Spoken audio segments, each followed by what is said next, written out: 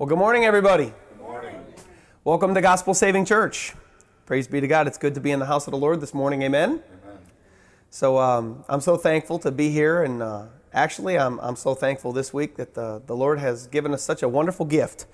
As you know, I normally teach every Sunday message, and this Sunday is going to be a little different. This Sunday we're not going to have just me speaking. I'm just going to open up, and then I'm going to pass the torch, and at the end I'm going to close. I have a very special guest speaker of mine, a very good, faithful Christian brother. His name is Tim Ostermeyer, and he is a very good artist, a very good photographer. I met him at my job a long time ago, and he's a faithful Christian brother. And the Lord called him into a ministry where he defends the Christian faith against evolution and the evils of this world. And he's written a lot of children's books, and he goes all around the country and promoting his stuff, and because God told him to do it. So he has a message that he'd like to share with us today about how the name of the message is, I'll give it to you here, Scientific Evidence to Disprove Evolution and Archaeological Evidence to Support the Bible. Amen. Glory to God. So this man is a defender of the Christian faith and loves the Lord a lot. So we're going to pass the torch over to him and let him teach us all about what God's Word has to say to us and what the world's real scientific evidence has to show us about why the Bible is accurate. So if you want to welcome Tim Ostermeyer. Bless you. Yes, sir. Well, I'm very excited to be here today. You know, 50% of this country and this world believe that they evolved from a monkey, that their grandmother and their uncles and aunts in generations before had long arms and hunched over and had hair all over their body, and that they were monkeys. Well, there was a time when many people in the world believed the world was flat too, but the world is not flat, and the world did not evolve. And so I'm going to show you today scientific evidence to disprove every scientific discipline of evolution, so that you can truly understand that God created the world and that it did not evolve. You know, if you told your friends at one time or another, you know, I believe in evolution, I believe we evolved from a monkey, and the truth is that God created the world in 6 days, that it did not evolve from a monkey, isn't that like slapping in Jesus' face and saying, Jesus, I don't believe what you did in your word, and God, what you said you created it in 6 days, I don't believe that. I believe it took millions of years. I believe our ancestors were monkeys. Isn't that offensive to God, when the truth is that God did create the world and not evolve it? So I'm going to give you scientific evidence today so you can believe that, the truth of it, and not believe in the false lie of evolution. I'm going to first show you some beautiful photographs I've taken around the world so you can see God's beautiful creation. I went to Antarctica. These are the photographs I took one of the photographs I took in the bottom of the earth. Isn't God creative that he can create Arctic animals like this that can go in the bottom of the earth at minus 80-degree temperatures and survive all winter on no food for 3 straight months, and then when they're about to die, before they have nothing to eat for 3 months, they have their stomachs empty, they can spit up one more bit of food for the baby to survive for 3 more days until the mother comes back to feed them. God is so creative. You know, God created the bald eagle, birds with wingspans of 7 feet long, with white heads and brown feathers and a white tail. Just beautiful, beautiful creation. God created wolves. So many people, when I go to conventions to sell my books, they love my books with wolves in it because wolves are so popular with people. Look at the beauty that he created of the birch trees and the wolves and the beauty of them. You know, the lions with the mane and the ball of fur at the end, the only cat with a ball of fur at the end. What a beautiful, beautiful animal that God created with the lion. And yesterday, God took me to a field across the street from my house. There's 1,000 nesting egrets across from my house. God's blessings just poured upon the woods across the street. Here's a photograph I took of 3 baby egrets across the field. And look at the beautifulness of the little baby, the fuzz and the top of the hairs of the baby egrets. And, you know, I like to ask people, you know, people tell me the world is 6 million years old, or that all these things are real old. Well, what if God created these animals on the 6th day, which he did, on the 5th day, right? Okay, he created all the wildlife and the nature on the 5th day. And then he created man on the 6th day. And what if he told Adam Adam, I want you to go over there and cut down the tree. Now, remember, he told Adam to do this on the 6th day, and the wildlife were created on the 5th day. Well, he cut down one of the trees in the woods here, okay? Well, what if Adam counted 14 rings on that tree? How old was that tree? Most people would say it's 14 years. It's got 14 rings. But guess what? It was created yesterday. Remember, God created on the 5th day, the wildlife. He created man on the 6th day. It's only 1 day old. See, God doesn't have to wait 14 years for a tree to grow. He can create it instantaneously in 1 day and make it look 14 years old. And so when Bill Nye gets on the TV and he says the world is billions of years old because there's billions of layers in Antarctica. No, it's not billions of years old. That's how God created it. He created it to have billions of years old, to make it look like it's billions of years old. It's not billions of years old. It's just 6,000 years like the God created. Well, let's go through all scientific disciplines and disprove evolution scientifically from every scientific discipline. We're going to go through scientific laws, through thermodynamics, through chemistry, through fossil evidence, through biology, mathematics, probability, homology, punctuated equilibrium, dating techniques, interdependence, geological columns, and dinosaurs. Okay? Well, it turns out if we go to the scripture, I'm only going to have 1 page of scripture here because I want to have the rest of it science. So you see that it's all based on science. I'm going to disprove evolution, not on Bible verses. But I will tell you 1 page of Bible verses so you know that God did indeed create the heavens and the earth. In Genesis 1:1, it says just that. God created the heavens and the earth. In Genesis 1:31, and God saw everything that he had made, and it was good. Exodus 20:11, for in 6 days the Lord made heaven and earth, the sea and all that is in them, and rested on the 7th day. Mark 13:9, for in those days there will be tribulation has not been seen since the beginning of creation, which God created until now.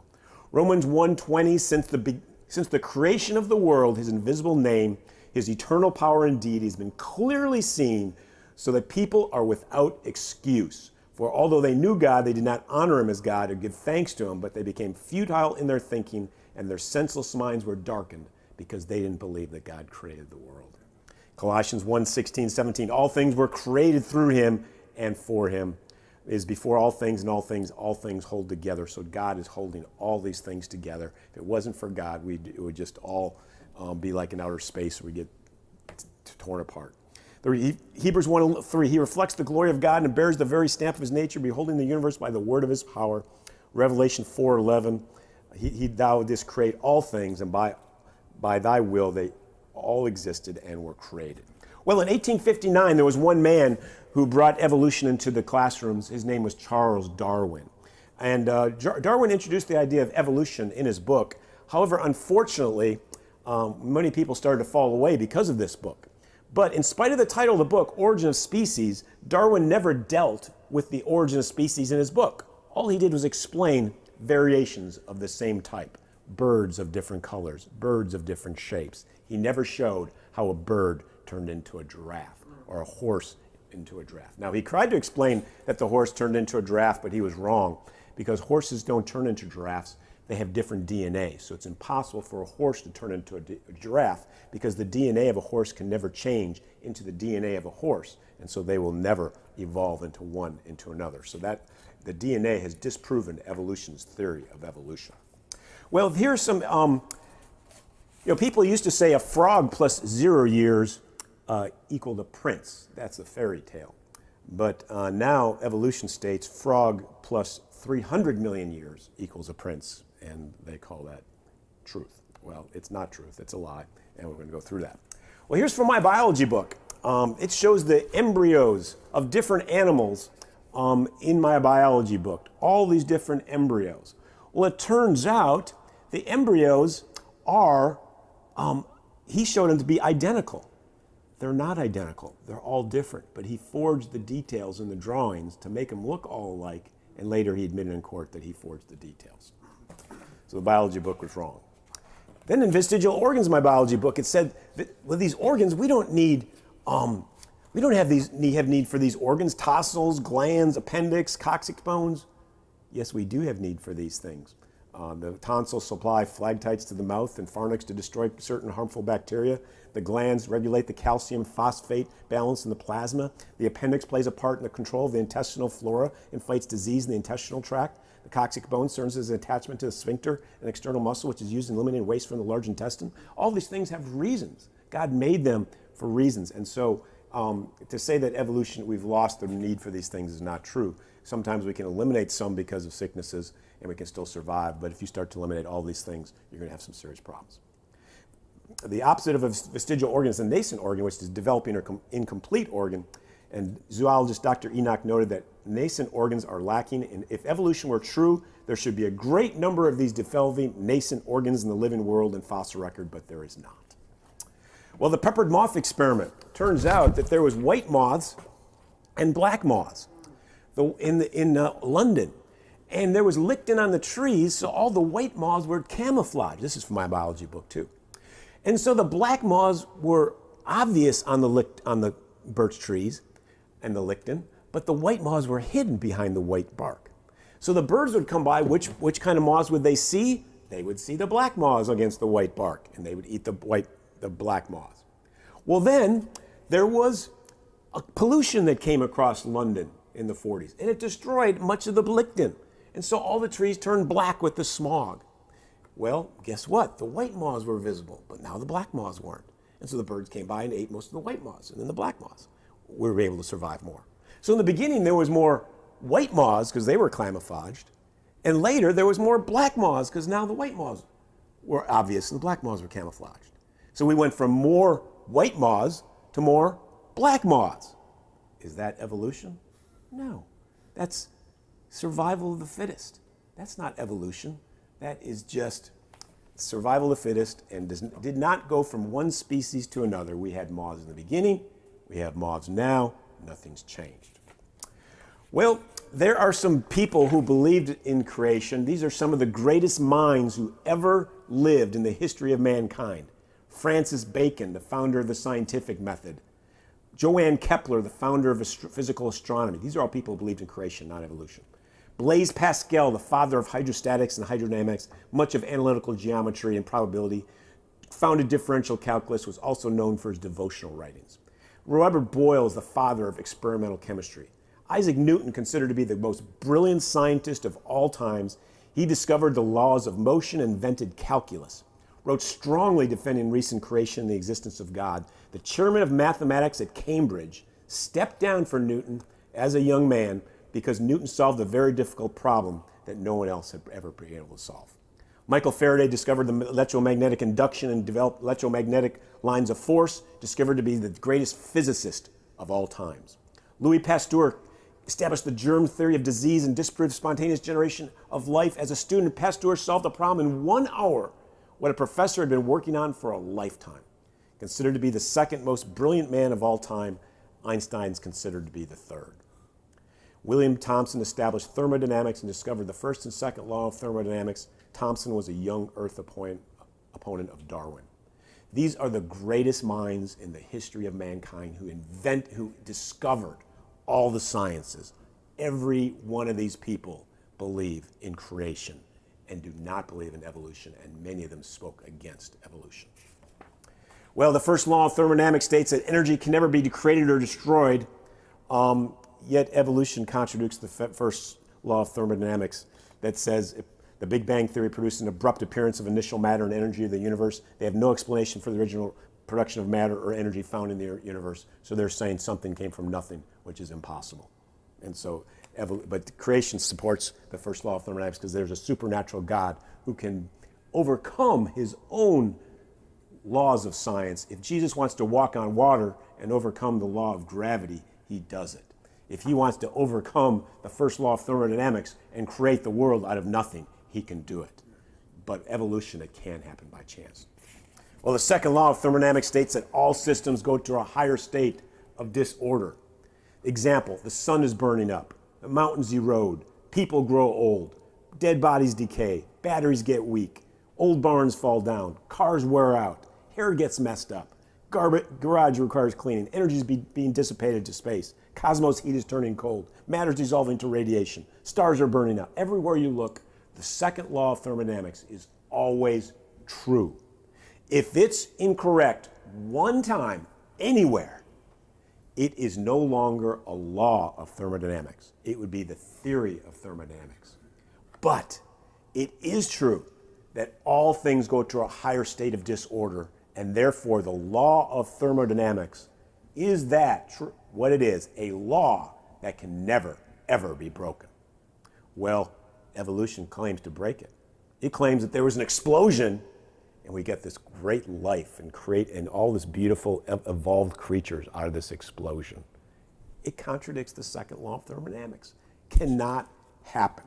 What if I told you there was an explosion of the mountains and the mountains exploded, and out of that explosion it created a city?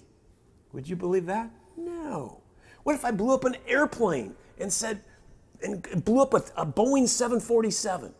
Would we get anything good out of that? No, we get destruction out of explosions. Yet people today talk about the Big Bang as its truth, as if it's truth. It's a lie. It contradicts the second law of thermodynamics. Well, the woodpecker, I used to design radars for airplane companies, and we'd have to limit the acceleration to 9 Gs. If it's 9 Gs or more, the pilot would actually die inside the cockpit because the organs inside the pilot's body cannot withstand accelerations of gravity exceeding 9 Gs. Well, the woodpecker, God created an animal that can create and survive 750 Gs. There's no animal that can survive 30 Gs, but yet we have one that can survive 750. There's no evolutionary track to show how man can go from 9 Gs or any other animal to 30 Gs, yet this woodpecker can see 750 Gs. That's God's creative design in the woodpecker, to peck away at the tree at 750 Gs. Well, Darwin said that to suppose that the eye had evolved is absurd to the highest degree due to its complexity. Even Darwin said that. To believe the eye, as complex as it is, which takes an image, reverts it, puts it back into your brain in the right direction with all these retina, all these complex features, could he actually evolve is absurd, was Darwin said. Well, you see this little cleaner fish here? It likes to clean the teeth of this fish. It survives off that crud that's on the cleaner fish. Well, there is this cleaner fish needs that fish, because it has really bad teeth, it needs the crud eaten, or else the teeth will dissolve and fall apart within months. So they both need each other to survive. But which one occurred first? Which one evolved first? If they didn't both evolve at the exact same time, neither one would exist. They weren't. The chance of that is craziness. They both were created at the same time. That's why they can both survive. Well, there's magazine articles, one after another, supporting the fossil record that it doesn't support evolution. It says things like this. Charles Darwin, who generated the theory of evolution, called the fossil evidence in the ground perhaps the most obvious and serious objection to the theory of evolution. Darwin said that. David Woodruff, evolutionist author, said, but fossil species remain unchanged through much of their history, and the fossil record fails to contain a single example of significant transition. Newsweek entitled, Is Man a Subtle Accident? The more scientists have searched for the transitional forms that lie between species, the more they have been frustrated. Ayala and Valentine, evolutionist authors, we are forced to the conclusion that most of the really novel taxa that appear suddenly in the fossil record did indeed, fact, originate suddenly. Washington Post and Science magazine article in regard to the historic Gish Doolittle evolutionist creationist debate called the debate a rout in favor of the creationists, despite the fact the evolutionist was an excellent speaker and highly qualified. David Rout, evolutionist professor of geology at the University of Chicago, we now have 250,000 fossil species, but the situation has not changed much. The record of evolution is surprisingly jerky, and ironically, we have even fewer examples of evolutionary transition than we had in Darwin's time. Fewer. By this I mean some of the classical cases of Darwin's change of fossil record, such as the evolution of the horse in North America, have had to be discarded or modified as a result of more detailed information. For example, the Peking man, Nebraska man, all those ape men, Piltdown man, Lucy, have all shown to be all man, all ape, or total fraud. So we have less transitionary links today than back then because we've shown all of them to be false. Millions of fossils have been found without any transitional fossils. The missing links between species are still missing. It's quite simple. God created horses, he created giraffes, he created lions and tigers, all differently. They didn't evolve from each other. None of them did. They are all created differently and unique. Just because a spoon looks like a fork doesn't mean a spoon evolved from a fork. And just because a lion looks like a tiger does not mean one evolved from one each other. They look quite different in my mind. And that's the truth of it. The fossil record does not show any of these fossils in the ground. Well, there's something called the geological column in the ground. And in this geological column, you'll see all these layers, like the Cambrian layer, the Tertiary layer, the Jurassic layer, the Triassic layer, the Permian layer, the Devonian layer, all these layers in the ground. You know that you can only find this fossil record evidence in one place in the whole world? You know where that is? It's in the biology books, because it's nowhere in the real life. That's right. It's upside down, it's inverted, layers are missing. Nowhere on Earth do we see all these layers going from one animal to another like you see here. And when they're inverted, how can you explain that the top one came from the bottom one? When they're inverted, you can't. And that's what we really see in the ground. These fossil records came from catastrophes, mudslides, things like that. They did not come, and hurricanes, and from tornadoes. They did not come from millions of years of evolution. Okay? They're supposed to be 100 miles thick, but in real life, the average thickness is only 1 mile thick. It was once believed that different kinds of rocks, granite, sandstone, shale, were formed in different ages. It is now known for 100 years that rocks of all kinds can be found from all geological ages. Nowhere is this fossil evidence found in the real life. It's only found in the textbooks. It's inverted in many areas where old formations are deposited on top of young formations, like in the Rockies, the Alps, and the Alpine Range. Well, here's the first layer of the Earth. It's called the Cambrian layer. What do the experts call it, even the evolutionists?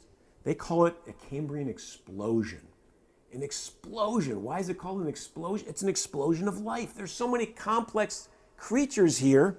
We've got trilobites, jellyfish, starfish, snails, trilobites. These are very complex creatures compared to this single and multi-celled animals. They did not expect to see full fish and full trilobites and full jellyfish in the very first layer of the Earth, but they do.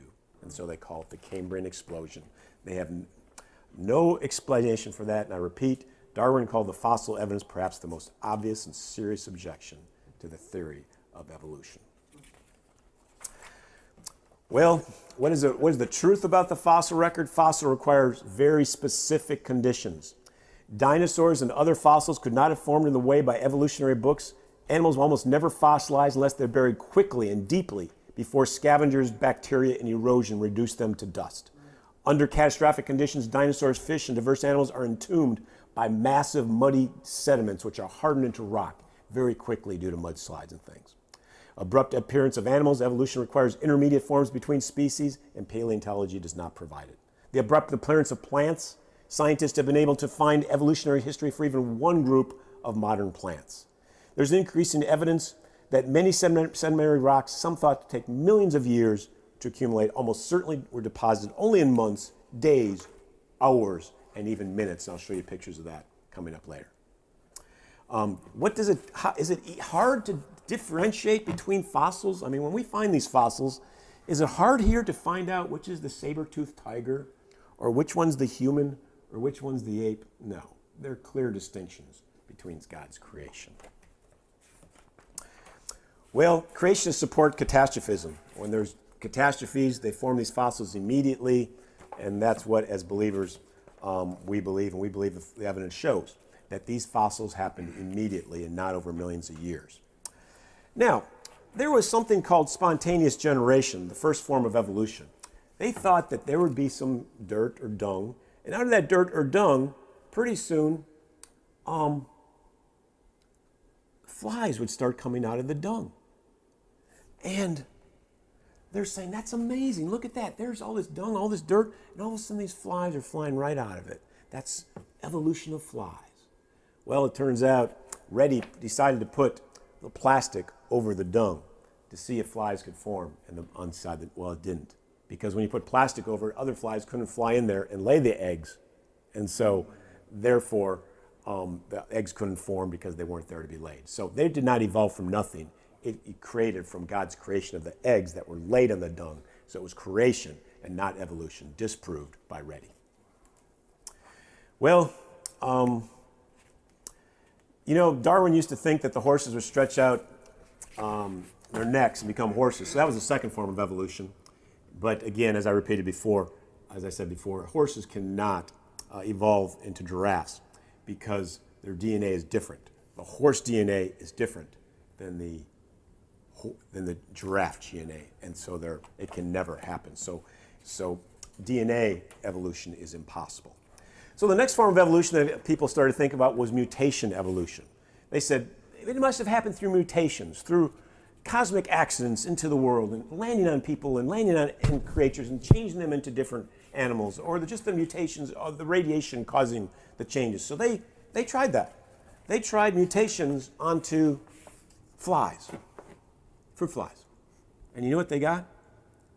Fruit flies with little wings, fruit flies with big wings, fruit flies with no wings, and fruit flies with normal wings. But guess what? They were all still fruit flies. They did not get a horse out of it. They did not get a giraffe out of it, a cow or a pig, or even a centipede. All they got were fruit flies. Well, the evolutionists are getting kind of desperate, so they said, well, we better try something else.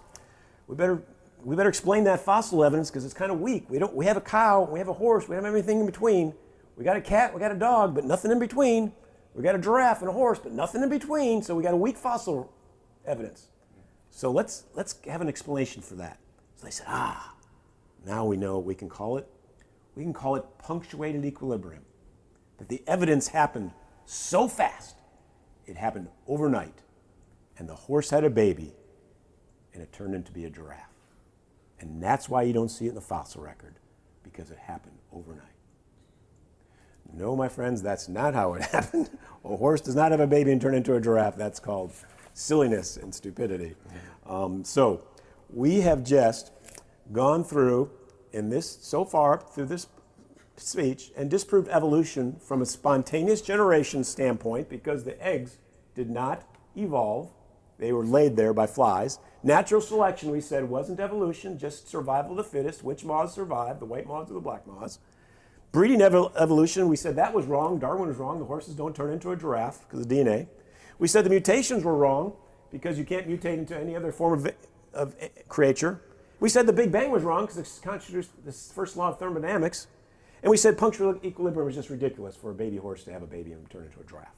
So we just had 6 forms of evolution, and in less than a half an hour, I just scientifically disproved all 6 forms of evolution. Well, microorganisms to fish. I've got 7 great quotes here talking about how it really didn't happen. The abundance of great variation of complex creatures so startlingly sudden that it's called the Cambrian explosion. Missing links still missing. Nowhere on Earth do we found intermediates between single-cell organisms and complex invertebrates. The absence of Cambrian explosions, other than microorganisms, is a major mystery of life, according to Gaylord Simpson. Thousands of fossils of non-flying insects have been found. Thousands of fossils of flying insects have been found. Not one fossil intermediate has ever been found. The idea that invertebrates, animals with backbones, evolved from invertebrates with no backbones cannot be shown from the fossil record. F.D. Omanis states when the first fossils of animals with really fish-like characteristics appeared, there's a gap of probably 100 million years, which we'll never be able to fill. Missing links of fish. Careful reading of Rome's book, Vertebrate Paleontology, seems to allow no other conclusion that all the major fish classes are clearly and distinctly set apart from one another with no transitional forms linking them. Fish created not evolved, error white evolutionists and expert on fishes said, but whatever ideas authorities may have on the subject, the lungfishes, like every other major group of fishes I know, have their origins firmly based in nothing. Well, fish to mammal, I can go through the same thing. Brachiosaurus, the dinosaur has a snout on the top of his head. Every other dinosaur has a snout at the front of his nose. There's no transitionary forms with snout halfway up, three-quarter of the way up, or a quarter of the way up. They're all either at the snout, front of his nose, and one dinosaur has at the top no intermediate forms. In all fishes, living or fossil, the pelvic bones are small and loosely embedded in the muscle. There's no interconnection between the pelvic bones and the vertebrae column. None is needed. The pelvic bones do not and could not support the weight of the body. In amphibians, living or fossil, the pelvic bones are very large and firmly attached to the vertebrae column. This is a type of anatomy an animal must have in order to walk. A unique flying reptile called the pterodon not only had a large toothless beak and a long rearward extending bony crest, but its fourth finger supported a wingspan up to 52 feet. How could these strange creatures have evolved through innumerable intermediate forms over millions of years over time, without leaving a single such intermediate fossil in the fossil record? They're not hard to find. They're 50 feet long. Okay? But yet we have one of these pteranodons with a 50-foot finger, and we have nothing else with a 20-foot finger or smaller. Rats flourish under almost all conditions. If any group of animals could supply transitional forms, this group could. Romer said that the origin of rodents is so obscure, no transitional forms are found. Well, the search between missing link and between ape and man, we talked about the Java man, the Peking man, the Neanderthal man, Nebraska man, Piltdown man, Lucy. All these have been shown to be total, all fraud, all man, or total ape. The Java man was invented by a Dutch physician named Eugene Dubois, discovered parts of the skull and femur 50 feet apart. Dr. Dubois announced to the world he discovered an intermediate between man and ape. Dubois failed to mention he's also found two human skulls at the same level. To reveal this would make it impossible that the Java man to be accepted as the missing link. It wasn't until 30 years later, when a similar discovery was about to be announced, he had these other two skulls for 30 years, 15 years before his death. Dubois finally agreed with many other scientists that Java man was nothing more than a giant ape. Peking man, prior to his death, Dr. Davidson Black, professor of anatomy at Peking, declared he found evidence of a man-like creature in Peking, China. Black's conclusion was based on the find of a single tooth. This tooth and subsequent finds occurred during the period 1941 and 45, and none of it has been ever recovered except two teeth. The hearsay evidence for Peking man would be ruled just that, hearsay evidence. The Neanderthal man had missing iodine in their diet. They were discovered in a cave in Düsseldorf, Germany. His cranial capacity exceeded that of the modern man, who is classified as a semi-erect, brutish subhuman. Today, evolutionists agree with creationists that the Neanderthal man were nothing but just plain people, came from the rush inland environments in Europe where they suffered skeleton abnormalities from lack of iodine in their diet and a shortage of sun-induced vitamin D. Now, the evidence you see, or the pictures you see in the evolutionary books where the man's hunched over, and you see more hairs on him, and they're getting less hunched over and less hair and less hair. Turns out that is such a lie because there's no evidence of the hair in the fossils, and there's no evidence to how exactly their posture was when they died. Did they just fall over when they died, or did they fall straight when they died? And so to say what kind of posture they had or how much hair they had is just a total artist deception. Well, the Nebraska man was presented in this famous Scopes trial in 1925. The Nebraska man was identified from a single tooth. By imagination, the tooth was put in a skull, the skull was put in a skeleton, the skeleton was given flesh, hair, and a family. 2 years later, the tooth was put back in the skull and the skeleton. It turned out to be the tooth of an extinct pig. The Piltdown man was discovered by Sir Arthur Keith. Here is Sir Arthur Keith. This was evidence that was brought into the classrooms. That's evidence for evolution. He had an ape-like man with the ape jaw of a bone of an ape on his jaw and a skull bone of a man at the top. Well, there was a little problem with that because a few years later they found out that he took the ape bone of the jaw of an ape and he combined it with the skull of a man, used scratching salts to make it look old, and then presented it as the missing link to become famous. Well, he was taken to court, proved to be wrong, and now if you do a search on the lies of all time, this is number 5 lies of all time. The Piltdown man, which is incorrect, yet this is what brought proof of evolution into our classrooms, all based on a lie. Now, I have a number of people who I sell books with, my books at conventions, and they know I've written this paper, and so they're trying to get me to get back into the classrooms and sue them for teaching evolution because it's a lie. And so I'm looking for the Liberty Union to help me make this happen. So I just would really love to share this evidence to all the public schools in a court of law. Well, here's the this is the next ape man, the last one they had. It's called Lucy. Do you see an ape man in these fossils here? I don't know what this is. There's not enough bones to say it's a human, an ape, or anything else. It's just pathetic. But yet, they like to do something like this. What do you really think this is? Well, I've had people say it's a basketball. Some people say what was it originally? Some people said it was an egg. Some people said it was an oval. Some people said it was a start of a circle. Well, you know what it really was in the beginning? Just 2 semicircles. Okay, 2 lines. That's all it ever was.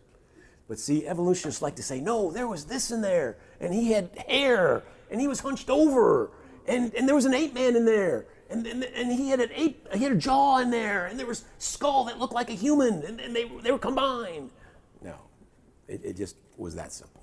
Here's the dinosaur that had the long 4th finger, 50 feet long.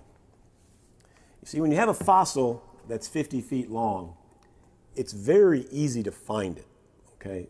You don't have to work hard to find it. And so, but we've only found one of these. And so if you happen to be digging in your backyard sometime and you find one of these that's maybe only 25 feet long, maybe we got something going here. But right now we only have one of them and they're 50 feet long and there's nothing even close to it. This is proof of creation, not evolution. God created these beautiful dinosaurs. And people said, yeah, but how could the people survive with all these dinosaurs? I don't think we had that many dinosaurs on Earth. We haven't found that many fossils of dinosaurs. It's not like they're crawling around in every corner of the Earth at the time. I really think there was just a few of them in isolated areas away from most people, and so most people at the time did not have to deal with them prior to the flood when they were destroyed. And then people say, well, how could God take all the dinosaurs onto the ark? Well, it's possible he took just the babies onto the ark, and maybe they didn't survive for some reason. And so that's maybe why or they just didn't survive for some reason. We don't know the reason why they didn't survive. Well, we're going to go into chemistry right now. It turns out that protons carry a positive charge, electrons carry a negative charge, neutrons are electrically neutral. Positive and negative charges attract each other, and like charges repel each other. Well, the nucleus is a positively charged central portion of an atom that comprises nearly all the atomic mass and consists only of protons and neutrons and no electrons. Well, one of the early mysteries of atomic physics was the nature of the force that kept together the 2 protons packed together in the nucleus. These 2 positive charges repel each other. Nuclear physicists that causes the force that binds the protons and the neutrons into the atomic nucleus, the nuclear force. Without the existence of this mysterious force, the nucleus of an atom would explode like an atomic bomb. The nuclear force is fundamental to the existence of life. If the nuclear force was slightly weaker, all the protons in the nucleus would fly away from another. Only a single proton element like hydrogen would form. Heavier elements and molecules like water, H2O, would not form. If the nuclear force was slightly stronger, then all the atomic nuclei would have to contain a minimum of several protons because the single proton would attract others. This would mean that the single proton element like hydrogen still could not form, and then we still couldn't have water. So you see the point? If the nuclear force was greater, we wouldn't have water. If the nuclear force was less, we wouldn't have water. But it's exactly the right amount that God's holding this nuclear force together so that we can actually drink water. Well, I'm going to now scientifically disprove evolution from a chemistry standpoint and mathematics with this story. Turns out that there needs to be 100, the simplest living organism contains 124 proteins of 49,600 amino acids and 4,800 genes of 58,000 DNA. In 1995, biochemists determined how these 580,000 DNA were grouped into genes. 31 genes help organize and produce and use energy.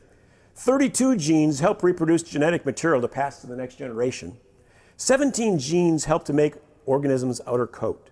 And then the 120 genes, 20% of them, the biologist had no idea, the biochemist. So even the smartest men on earth can't even explain all the genes that are inside of the gene. Well, it turns out to form the simplest protein, you need 100 left-handed amino acids, all left-handed. There's an equal amount of right-handed amino acids in nature and left-handed amino acids. And so if you're going to be in nature and decide you're going to grab a bunch of amino acids, you're going to be grabbing left-handed and right-handed amino acids by chance. And you're going to get 50 left-handed and 50 right-handed. Another time you might do it, you might get 54 left and 46 right. Next time you do it, you might have 60 left and 40 right. But you're never going to get 100 left and 0 right. But that's what you need. Because if you get any right-handed amino acids in that protein will be destroyed. You need 100 left-handed amino acids. If any right-handed amino acid gets in there, it's destroyed. Yet there's equal amounts in nature. Well, Robert Urey, the Nobel Peace Prize winning scientist on the origin of life, was asked how life could be based on 100% left-handed amino acids, yet spontaneous processes always produce 50% right-handed amino acids.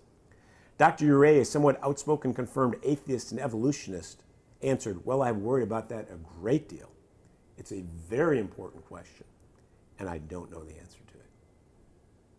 And so it's just amazing that the Nobel Peace Prize winners in chemistry can't even explain how you get all left-handed amino acids, and if there's one right-handed amino acid, it's all destroyed. So mathematicians went through and they said, can that happen? We go find 100 left-handed amino acids. And they said, it's like rolling a head 100 times in a row. Boom, boom, boom. And they said, you know what? We've determined that it is physically and mathematically impossible to roll 100 coins in a row. The number has so many zeros at the end of it, 10 to the 170th power, this number of possible events, that they said it's impossible to even believe that that could happen. So, it's just amazing, God's creation. Here we have plants, we have the sun, we have the wildlife, we have the atmosphere. If any one of these things see, everything depends on one another. The sun gives sunlight to the plants through photosynthesis. The plants give food and oxygen to the animals. The animals give carbon dioxide to the atmosphere. The atmosphere gives carbon dioxide back to the plant. So see how that is all working together in an interdependent situation? What evolved first? The plants? Well, they didn't have the carbon dioxide from the atmosphere to survive if just the plants were, or the photosynthesis from the sun if the sun wasn't there yet. What if the sun was there? What if the animals weren't there? Well, they didn't give the carbon dioxide back to the atmosphere to give back to the plants. So, and the plants give food and oxygen to the horses. So if the horses were before the plants, they couldn't survive because they wouldn't get the oxygen. So you see how it's all interdependent. When God creates it all at the same time, boom, it's all there. But it couldn't have evolved at the same time. Well, people say, oh, carbon dating says the world is billions of years old. There's actually 56 different dating methods, all based on assumptions. You can get a dating method that says the Earth is 160 years old. I don't think that's right. And there's some that say it's 10 billion years old, and all of them in between. They're all based on assumptions.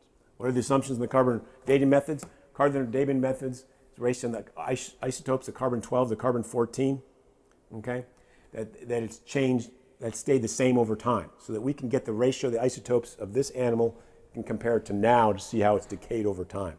Well, it turns out when they went into space, and over time we have found out that the ratio of carbon isotopes 12 to 14 changes throughout space and time. And so that assumption is incorrect. So they've dated live snails to be 2,000 years old. They've caused ridiculous dating to things. You can't believe any of the dating methods. Every time you say, oh, we use carbon dating, don't believe it, okay? Because it's not true, or none of them are.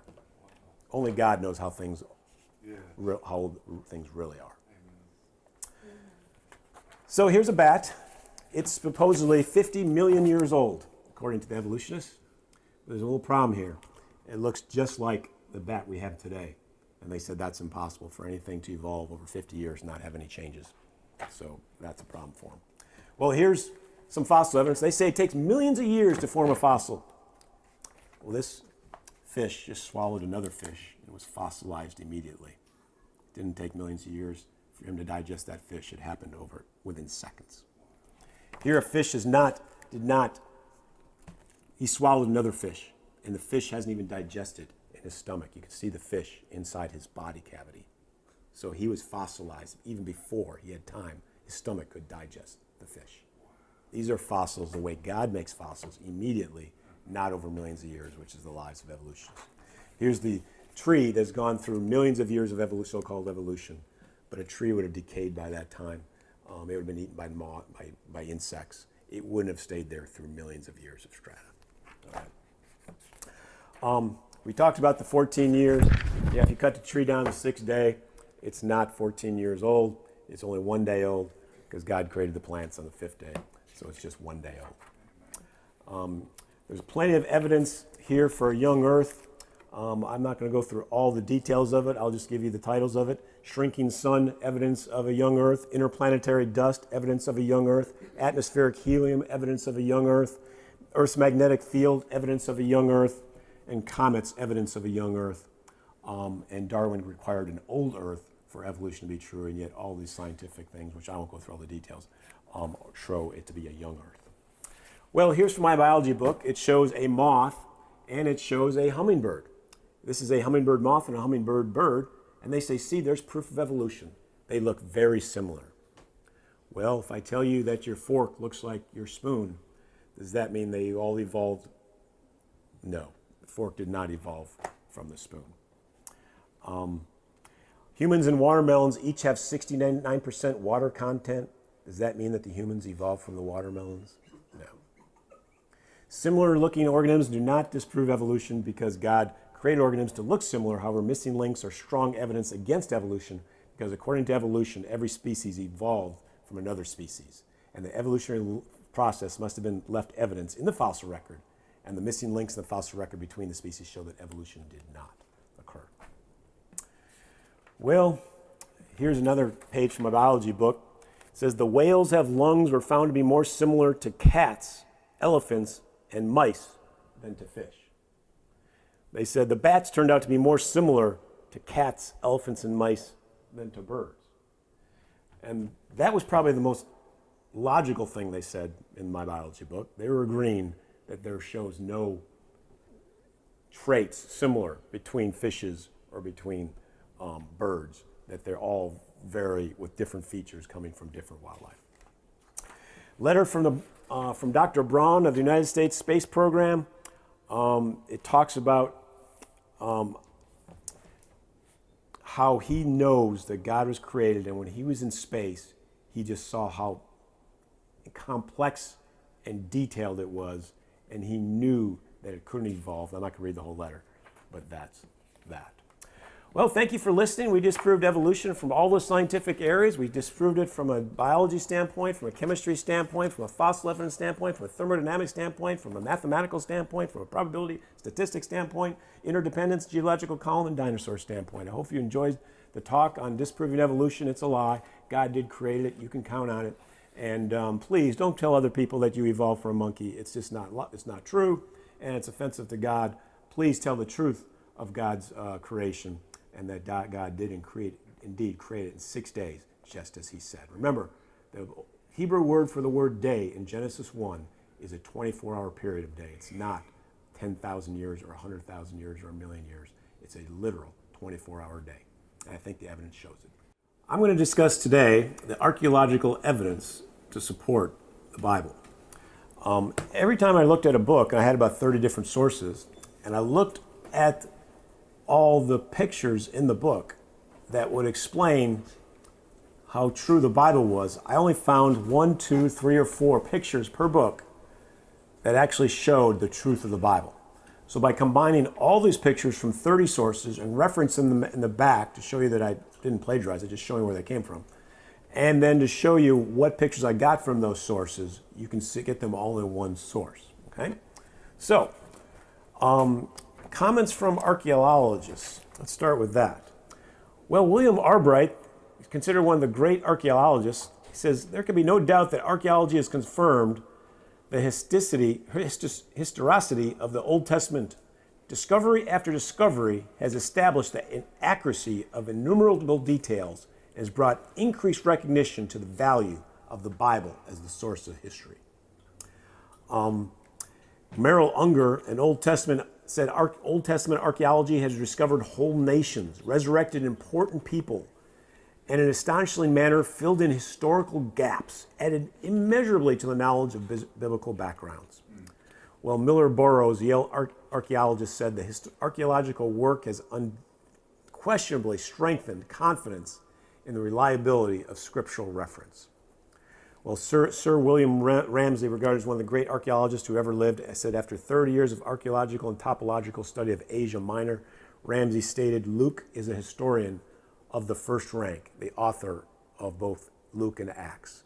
He said that this author should be placed along with the greatest of historians. Luke's history is unsurpassed in the respect of his truthfulness.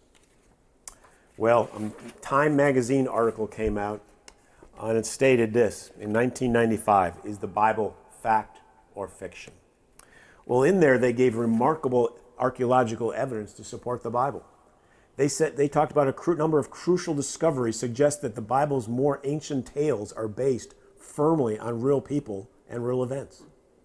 In 1990, Harvard researchers working on an ancient city of Ashkelon, north of Gaza Strip, unearthed a small silver-plated bronze calf figurine reminiscent of the huge golden calf mentioned in the book of Exodus. In 1986, archaeologists found the earliest known text of the Bible dated to about 600 BC. Explains that at least part of the Old Testament was written soon after some of the events it describes. In 1986, scholars identified an ancient seal that belonged to Baruch, son of Nehemiah, a scribe who recorded the prophecies of Jeremiah in 587 BC. In 1993, a team of archaeologists uncovered a 19th century BC inscription in North Israel referring to the house of David and the king of Israel. This proves that David, the king of Israel, was more than a mere legend. Well, also, it also shows, we'll talk more about that later, actually. But other things that this article talked about were Frank Yurko, an Egyptologist at Field Museum of Natural History in Chicago, used hieroglyphic clues from a monolith to identify figures in a Luxor wall relief as ancient Israelites, dated to 1207 BC, celebrates a military victory by the pharaoh Meneptah.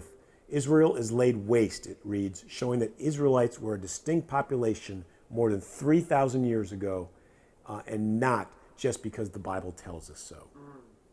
Well, prior to 1994, French scholar André Lemore had spent 7 years studying the Moabite stone now rest in the Louvre. Lemore had to reconstruct a missing letter to decode the wording, but if he's right, the phrase states, this is from Egypt, House of David, and a second century reference to David's dynasty. Yet for ordinary Jews and Christians, it's impossible to maintain scientific detachment without being dug up in the Holy Land. They are still deeply gratified that much of it appears appears much of it based on fact. 1990, diggers in Jerusalem discovered an ossuary repository for bones with inscription, Joseph, son of Caiaphas, archaeological evidence that the high priest Caiaphas was a real person. In 1961, diggers in Caesarea found a fragment of a plaque indicating it was a building was dedicated by Pontius Pilate, governor of Judea. In 1986, two Galileans found the remains of a 26-foot-long boat buried in this mud in the Sea of Galilee that has been dated to the 1st century. The Gospels contain 45 references to boats and fishing as they relate to Jesus on the Sea of Galilee. Discoveries of astonishing variety of 1st century coins explain the need for money changers whom Jesus drove away from Jerusalem's great temple. So there's many of those coins, which we'll show you later. All these things were put in the magazine article, is the Bible fact or fiction? And the conclusion was the Bible was fact. Well, here is the archaeological evidence. In the ground, we have something called manuscripts. It turns out that for each centuries, the Jewish scribes have been making handwritten copies called manuscripts of the Old Testament. For each book of the Old Testament, scribes numbered each verse, letter, and word. These scribes wanted to ensure that not one jot or tittle of God's word would be passed or away or lost. The most manuscripted work of all time turns out to be the New Testament. And how many copies, manuscripted, handwritten copies, do we have of the New Testament? Letter by letter, tittle by tittle. We have 24,000 copies of the handwritten of the New Testament. What's the second most manuscripted book of all time? It is Homer by Iliad. And you know how many copies it has? 643 copies. Third place, Aristotle. It has 49 handwritten copies. Caesar, 10 written copies. Plato, 7 copies, handwritten. 24,000 for the Bible, 7 for Plato. Oh, and the time span that the New Testament were written to when they were actually found. 25 years for the New Testament. 500 years for Iliad. A gap of 500 years from when they found them to when they were written. 1,400 years for Aristotle, 1,000 years for Caesar, and 1,200 years for Plato. Now, how many people don't debate the writings of Plato, Aristotle, Homer, or Caesar as truth? And there's thousands of years of gap between when they were written and when they were found. But yet, we have 24,000 copies of the New Testament within 25 years of when they were written. And yet people say, oh, you can't believe the Bible. It's changed over the years. Wrong. The Dead Sea Scrolls, the greatest archaeological discovery of all time. A little shepherd boy was up in the Middle East, and he shot a little rock after one of his little lambs, and it went into a cave, and it made a noise. He went up to there, to hear what that noise was, and it turns out it's one of the greatest archaeological evidences of all time. They found the Dead Sea Scrolls, which shows that the Old Testament, with all 300 predictions of the Messiah, has not changed over 20 centuries. Over time, a total of 11 caves were found in this area. The biggest treasures were found in caves 1, 3, 4, and 11. Cave 1, found in March 1947, contained a complete roll of the book of Isaiah. A second roll of Isaiah, chapters 41 to 66. 2 copies of Isaiah, predictions of the Messiah, parts of the Genesis, Leviticus, Deuteronomy, Judges, Samuel, Habakkuk, Ezekiel, and Psalms. Cave 3, found in 1952, contained inscribed copper scrolls containing lists of the treasures and the burial places. And Cave 4, found in 1952, September of it. Well, the other one is March of 1952. Main Library of Essene Jews, 382 manuscripts, 100 biblical manuscripts, contain fragments of 39 of the 39 books of the Old Testament, 14 manuscripts of Deuteronomy, 12 manuscripts of Isaiah, 10 manuscripts of Psalms, and Cave 11 found the roll of Psalms, a manuscript of Job, and 2 copies of Daniel. And what did they find? That the words that they used then are the same words we have today in our Bibles. And isn't that what you'd expect? Do you think God is so stupid that he would create a Bible 5,000 years ago and 3,000 years ago that is different than the one we use today? There's no way. God is so smart, he would make sure that wouldn't happen. And he used scribes who made sure that every word, every tittle, every dot is the same as it was before. So it is found to be the true. New Testament scrolls were found, which is consistent with the dating of the Old Test scrolls to be dated before the first century, is evidenced by coins found in there, not by carbon dating, by showing that the coins date it, which is truth, because you see all the inscriptions of Pontius Pilate in the coins, and Nebuchadnezzar and David, and all. So we date it with the coins, not with carbon dating. Well, here's pictures, archaeological evidence from Egypt.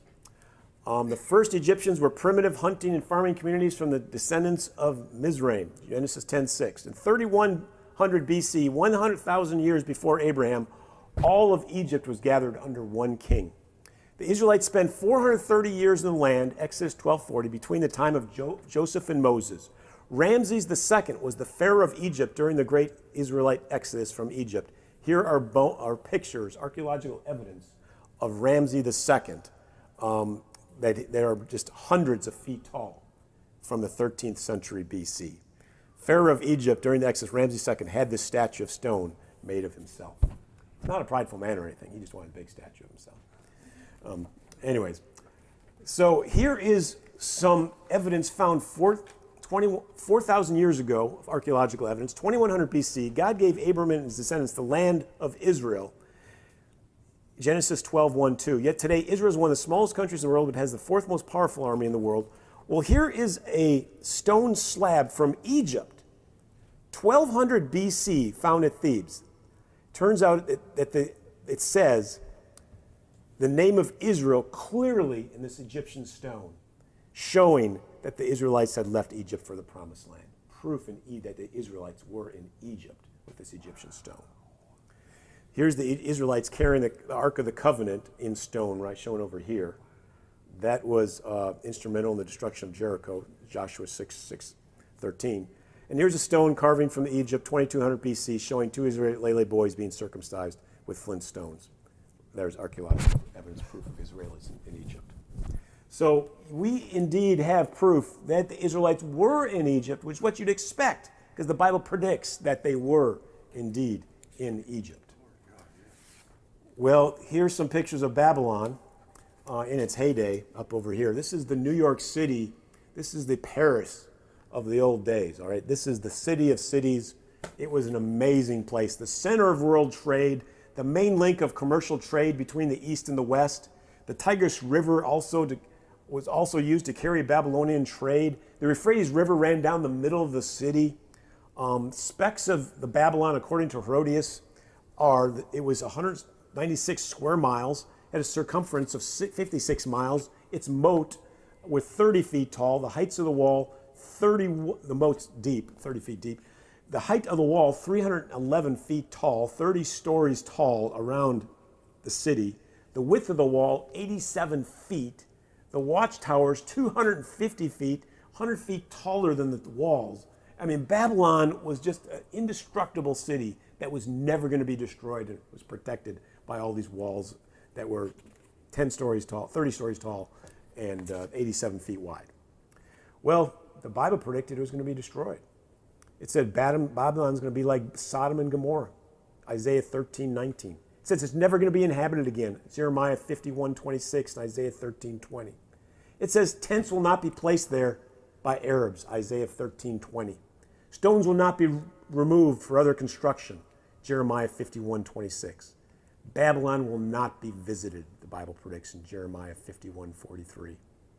And it says it's going to be covered with swamps of water in Isaiah 14. Well, Babylon has become like Sodom and Gomorrah. It has been destroyed. You see it right here. It's Babylon being destroyed as it's in a destroyed state.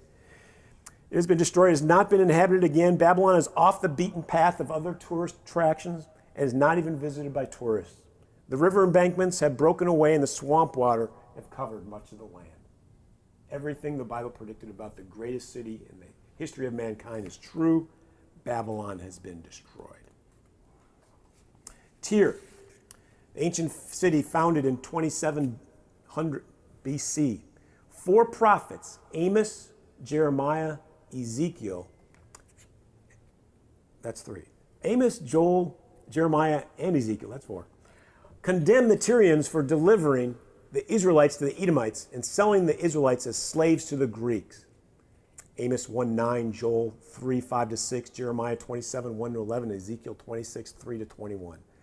The prophet Ezekiel made future predictions of Tyre, all of which come true to this day. It says that Nebuchadnezzar will destroy the city of Tyre in Ezekiel 26:8, which he did.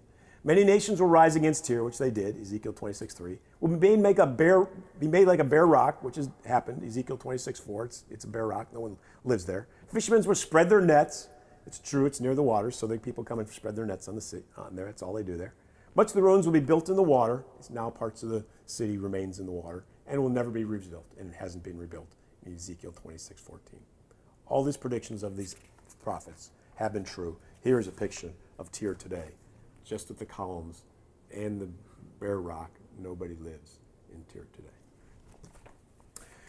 Well, Petra, you might have seen pictures of Petra.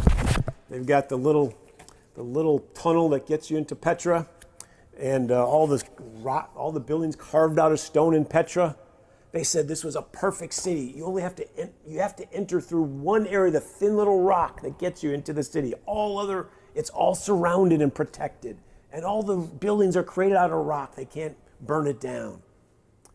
Well, turns out it actually had a theater that had 4,000 seats in the city. Edom was an evil nation, the Edomites from Petra.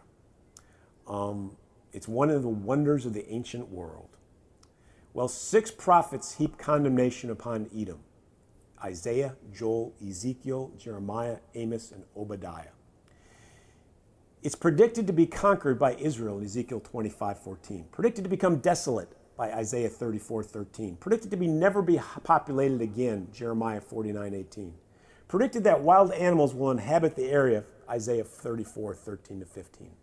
While the Bible prophecies have been true, fulfilled, here's all that remains of there. The buildings still remain in pretty good shape, but there's no one who lives there.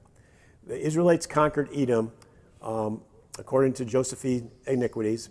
The great ancient city of Edom, Petra, with its 4,000 seats theater, temples, and monuments, is silent, alone, decaying with time.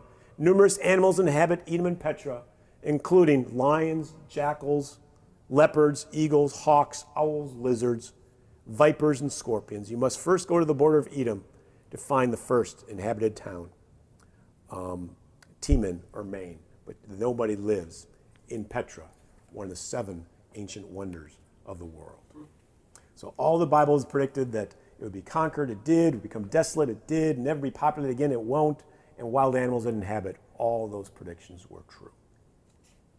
And you know how they could destroy the city? With one only thin entrance. All you have to do is turn on the water spigot and let it run. And with one little entrance, block off the water, keep raising up to stop the water level from rising through your little entrance. With one little piece of sheet metal, you can fill the whole town with water and kill everybody. They didn't think of that when they built the town. Jerusalem, the birth, death, and ascension of the Messiah. The city of Jerusalem was used 600 times in the Old Testament. The temple in Jerusalem, built on Mount Moriah, at the location where Abraham offered his son Isaac as a sacrifice. So there's the rock where Abraham sacrificed his son. And they made the temple site around that in Genesis 22:2. Well, the original temple built by Solomon has been destroyed numerous times. But some of them still remain. Some of the original ones still remain, but most of them have been destroyed, and we'll talk about how they've been rebuilt a little later on. Well, the Eastern Gate, many of Solomon's wars were destroyed by the Babylonians in 586 BC. Nehemiah appealed to the king of Persia for materials and workmen to rebuild the wall after the 7-year Babylonian reign, Nehemiah 2, 3, 4, 5, and 6.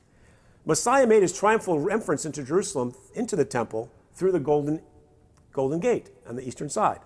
Well, the Romans destroyed most of Nehemiah's walls in 70 AD. So the Crusaders rebuilt the walls in 1117 AD. Many of these walls were torn down by the Arabs under the leadership of Saladin in wars with the Crusaders. So the walls were rebuilt again by a Turkish Sultan, Suleiman, Arabic for Solomon, the Magnificent. In 15 AD, he rebuilt the walls again, and he closed the eastern gate, which is exactly what a prediction of prophecy when it says the closed eastern gate was a fulfillment of prophecy written 2,000 years earlier in Ezekiel 44, 1-3. He brought me back through the gate of the outward sanctuary, which looked upon the east, and it was shut. And the Lord said to me, this gate shall be shut, it shall not be opened, and no man shall enter in it, because the Lord God hath entered by it. Therefore it should be shut forever. And there's the gate. The eastern gate is shut into the city. Well, Hezekiah's tunnel, it was proof that the Bible was not correct because they could never find Hezekiah's tunnel.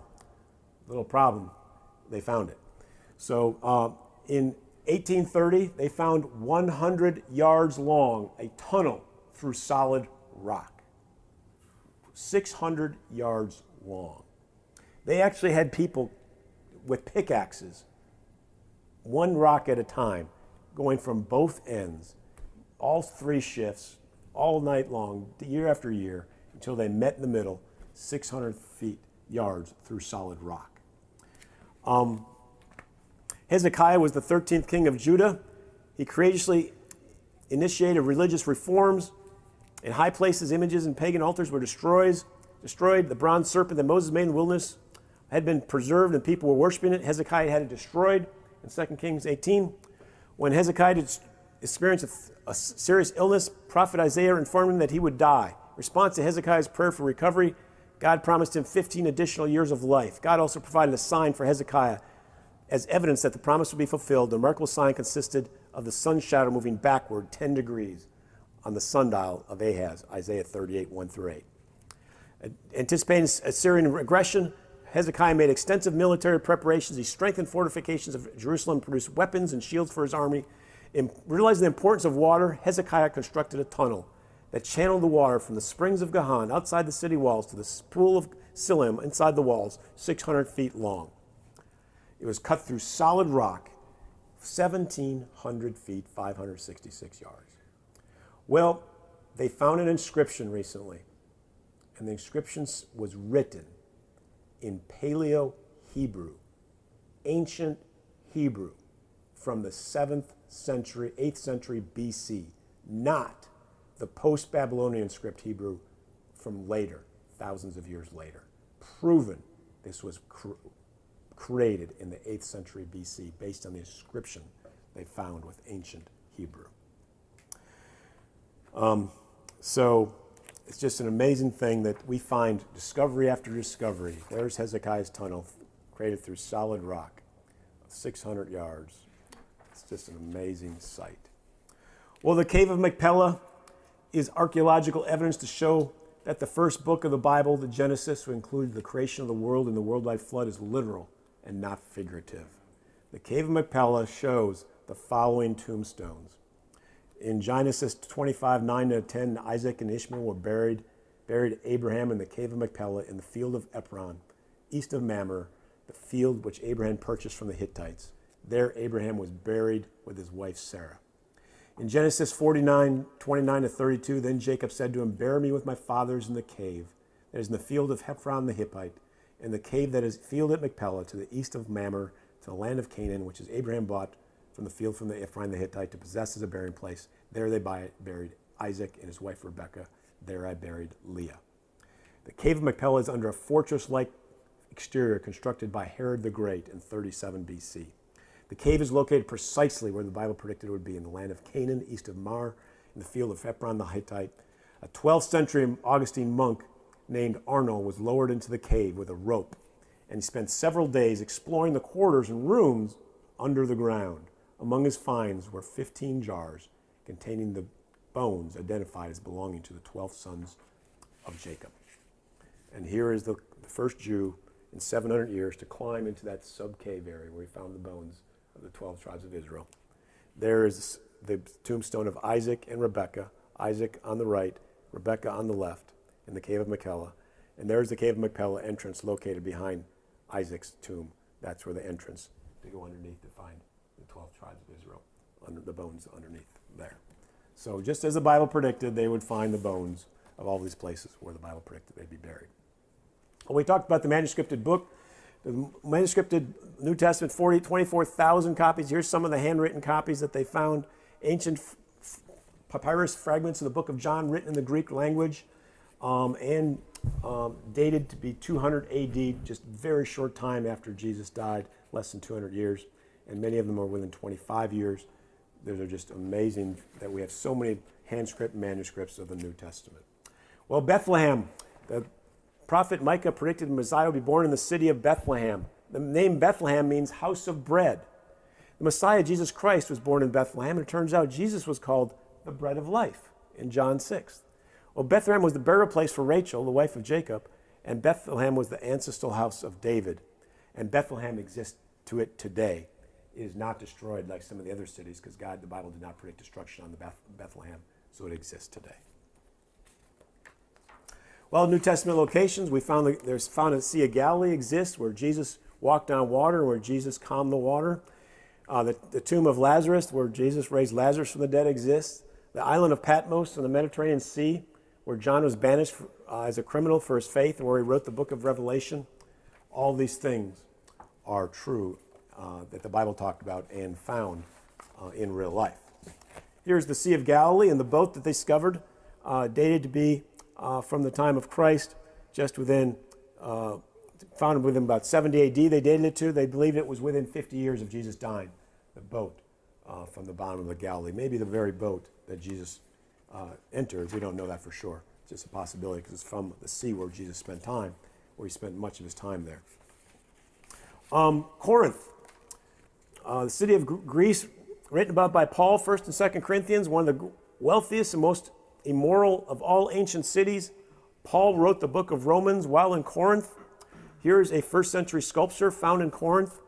Here are some of the towers on columns we found that you can find in Corinth. And it turns out here's the marker at Corinth Theater with the name of the city treasurer, Erastus, which is described as the town treasurer in Romans 6:23.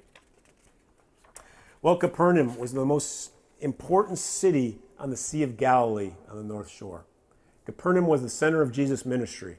Jesus frequently taught on the synagogue of Capernaum, Mark 1, Luke 4, John 6.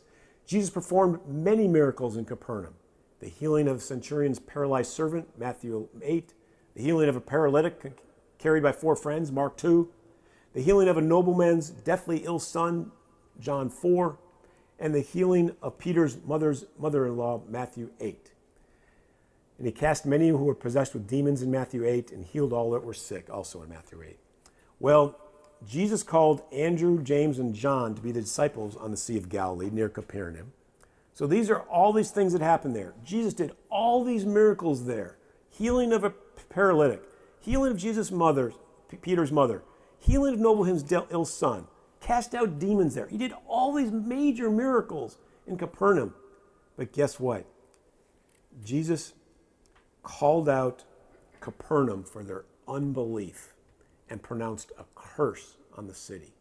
This very city Jesus did all these miracles on,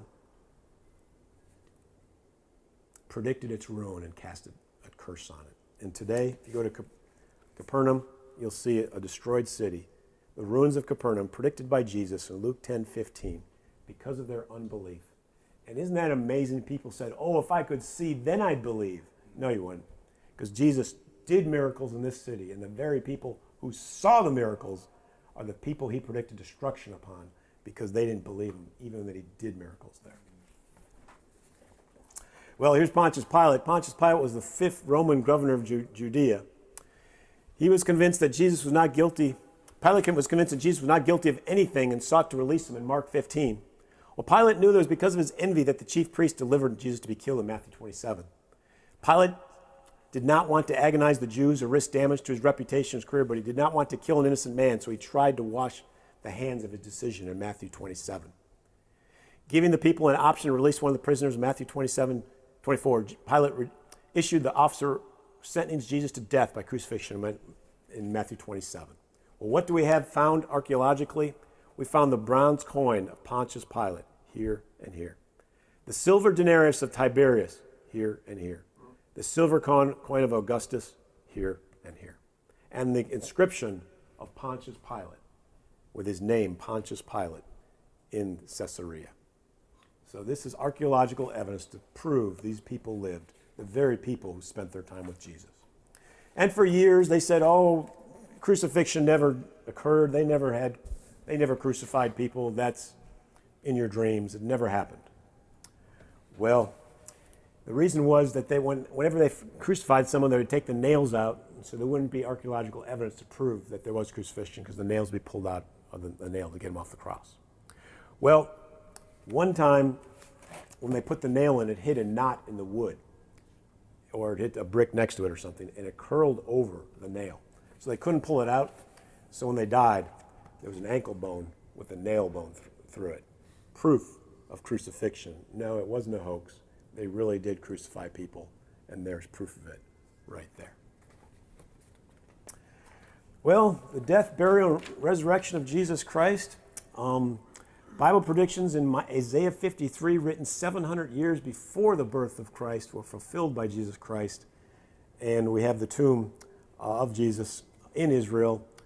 Listen to the predictions of the torture of the Messiah in Isaiah 53, written 700 years before the time of Christ.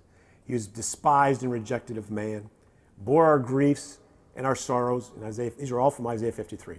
Was afflicted, was wounded for our transgressions, bruised for our iniquities, laid the iniquity of us all, was oppressed and afflicted, but did not open his mouth, was a lamb led to slaughter, suffered oppression and judgment, was stricken for the transgression of God's people, made his grave with the wicked, was with a rich man in his death, made no violence, had no deceit in his mouth, made himself an offering for sin, bore their iniquities, poured out his soul to death, was numbered with the transgressors, bore the sin of many, made the intercession for the transgressors. If you were to ask me who all those things we're talking about, it's clearly describing the life of Jesus and his death. Amen. And yet all of these were written in Isaiah 53, written 700 years before Christ, and proven by all the manuscripts we found in the Dead Sea Scrolls as word for word, accurate things we found about the Messiah. And Jesus predicted over and over after 3 days he would rise again from the dead. And the Jews knew these predictions. They had the army guard the tomb to make sure he couldn't escape. But yet he did. And he was, see, when you're God, you can walk through walls. You can go from one spot to the other. And he did. And so he got through the army. You know, that was the most powerful army in the world. The army, they didn't want that guy to predict that he was predicting he's going to raise on the third day. Okay, they weren't going to let that happen. Well, sorry, they did, because Jesus was more powerful than the most powerful army in the world. But here's the tomb of Jesus right over there. So, but there's no archaeological evidence for the body of Jesus because he's not here. He's risen. So if you confess with your mouth the Lord Jesus and believe in your heart that God raised him from the dead, you will be saved. There is archaeological evidence all throughout the land of the Middle East. We date things with pottery and with coins, not carbon dating, because carbon dating method is inaccurate, but coin dating and pottery dating is not. And so we date these things to 600 BC that happens in the Old Testament and later for things that happened in the New. Yes, there is more archaeological evidence, a lot of archaeological evidence to prove the Bible is correct, and there's no doubt that the Bible is indeed correct. It is a piece of historical evidence, and it shows the truth of the Bible. And even the old magazine article, or the Time magazine article, actually showed that the Bible actually shows some of those old Bible stories to be based on truth and real people. Well, praise be to God. Thank him and thank Tim Ostermeyer for coming and joining us today and giving us all those wonderful facts.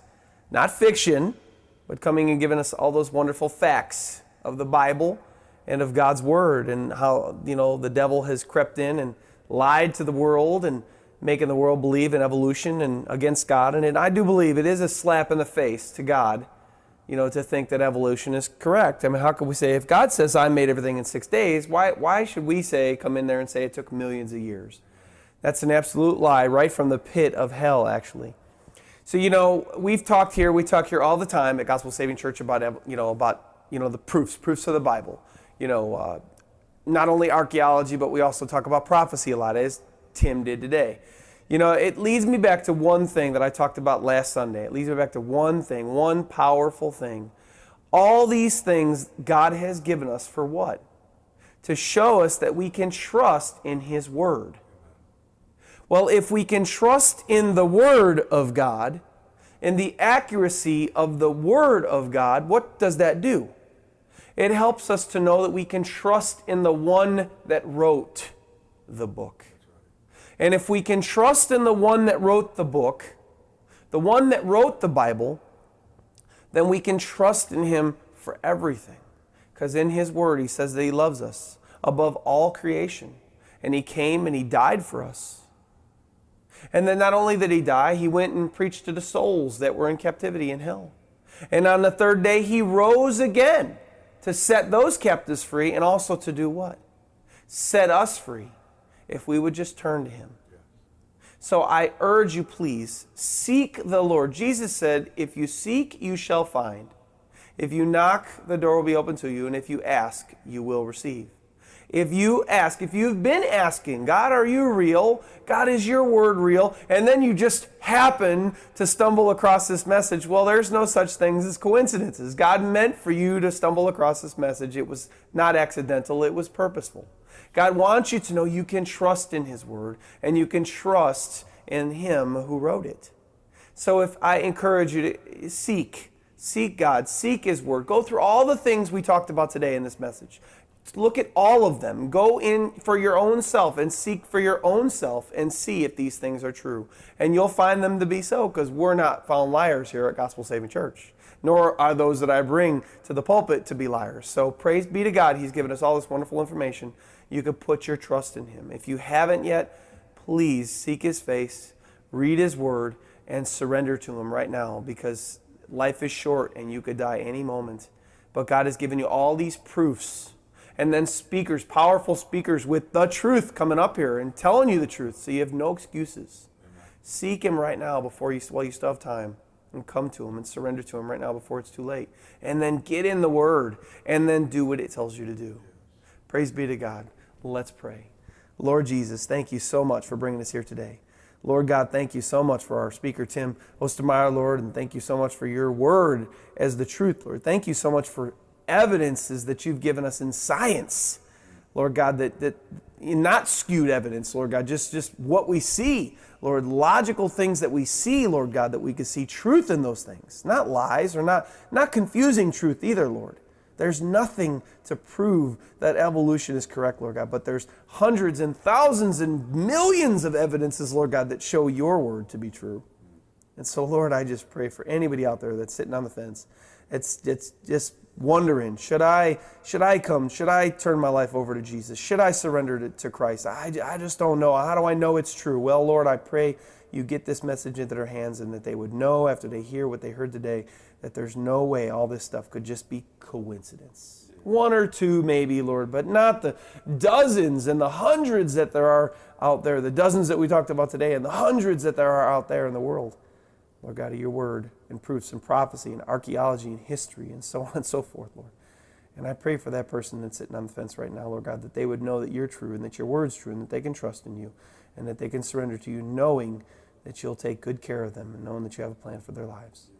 I love you and praise you, dear God, and I ask these things in Jesus' name. Amen.